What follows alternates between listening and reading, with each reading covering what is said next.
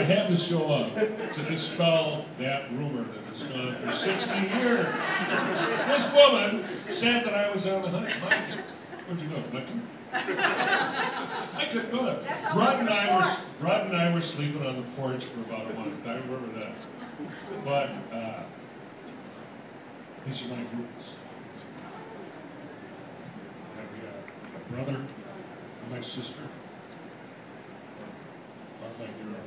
So I can't say any more than that. 60 more years. Nah. 100. There we go. Thank you. Anyone else want to come up and say something? You, very good. Hi, we're mutual acquaintances of John and Nish. And they used to come to our house on Christmas Eve, just before they were going home to have the whole family over. And Nish would come, and my kids in those early years, they can't remember Christmas Eve without John and Nish coming over. And sometimes with grandkids with them, I think, and Amy, I believe, and it was just part of the tradition. And it just, it was wonderful. Anyone else want to say something? Huh? Suzanne, would you like to come up and say something? Come on.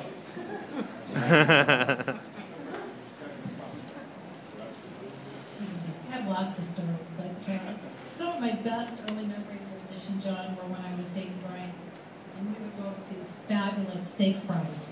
Anybody gone to John and Nish's for steak fry? Yeah. We've been there once, not a dozen times. Perfectly done steaks all the time, John.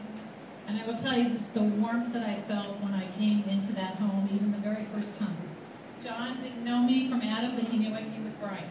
And so I got a kiss on the cheek and a hug, and I've gotten one ever since. And I can tell you that the unconditional love that these two have for anybody who comes through their door is remarkable. For that, I thank you. Anyone else? All right, well, I appreciate everyone coming today. We thank you from the bottom of our hearts, the Shea family. We're going to be here for a while. We have the bar, the food, and after this, we're going to go to the Shea's house, and then we'll finish up at Lake James Park. They'll be kicking us all out again. Oh, okay, wait, we have one more here.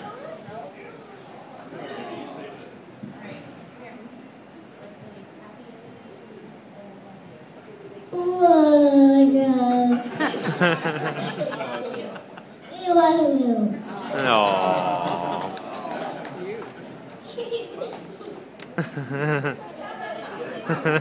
We love him.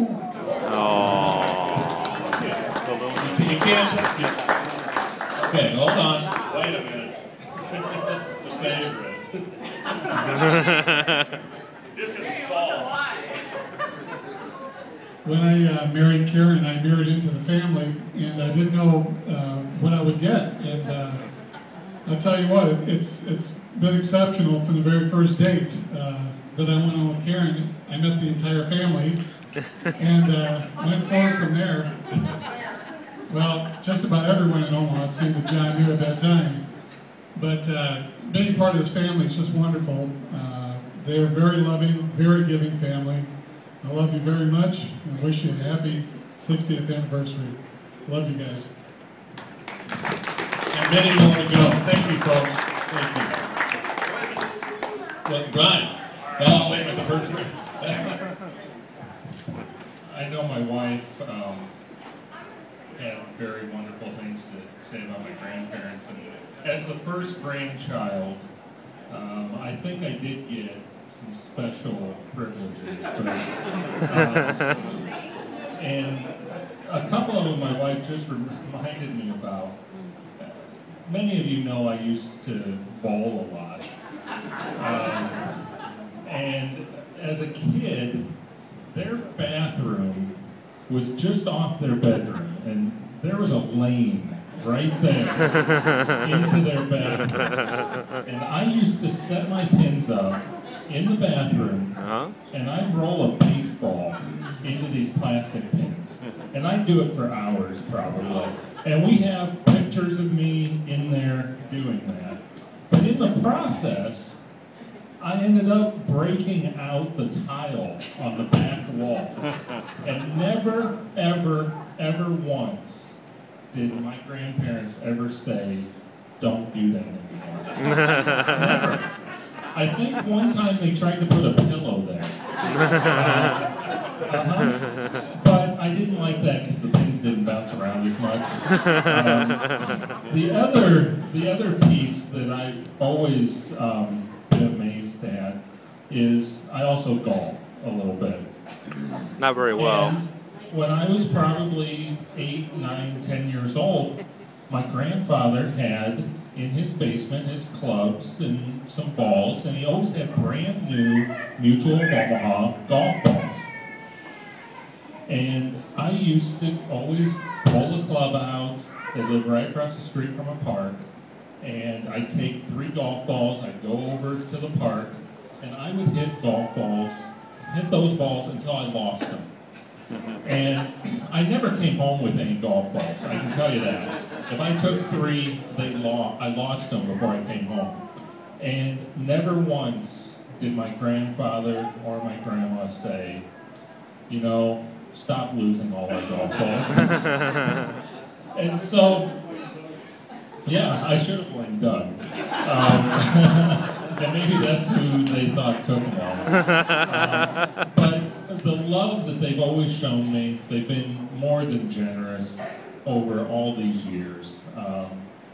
And, you know, all I can say is I love you very much. And thank you for all the wonderful times, and happy 60th anniversary.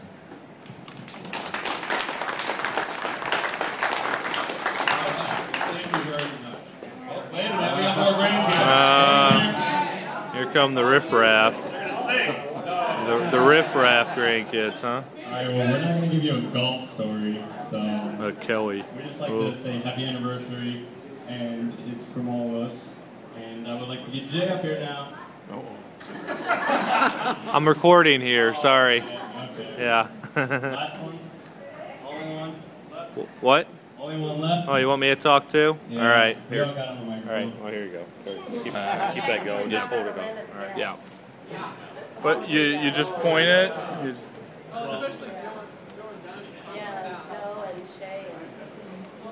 When we were kids, Grandma and Grandpa always would take care of us, and they would always say yes to everything we did. Let's say we were how old were we? 6, 7, and Grandma, we asked her, "Hey Grandma, record South Park for us." When our moms found out about that, they were pretty angry. She just said the VCR for the And that's our memory of the land of yes. We love you, Grandma and Grandpa. Thank you for all your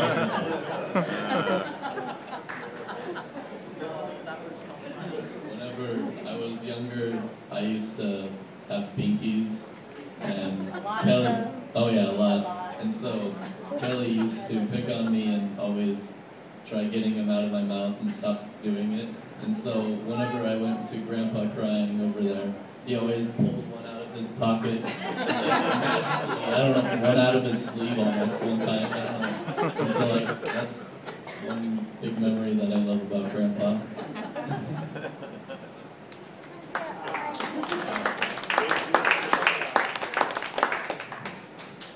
I think I need to put a wig on to compete with the hair right now.